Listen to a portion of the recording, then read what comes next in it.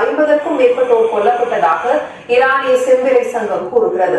இதுகுறித்து உலக விவகாரங்களுக்கான பிபிசி செய்தியாளர் ஜோ இன்வுட் வழங்கும் தொகுப்பை பார்க்கலாம்.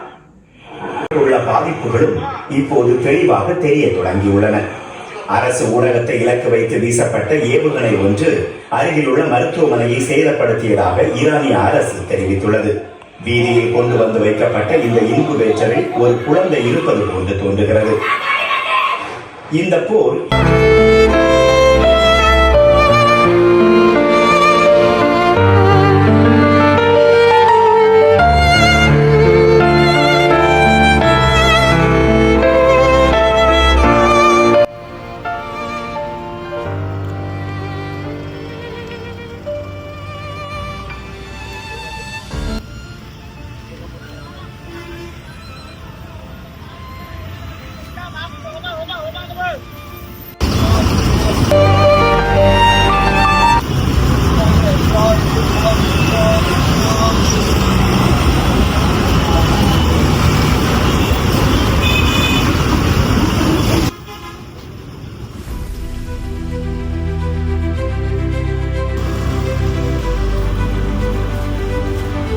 அண்ணா கணேசன் எங்க போய் கொண்டிருக்கீங்க? எங்கட மாமா அந்த கடை தடி கொண்டு போறேன்.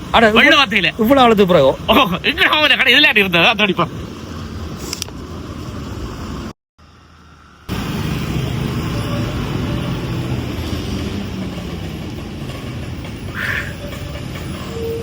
இவ்விடம் தான் அந்த இடம்.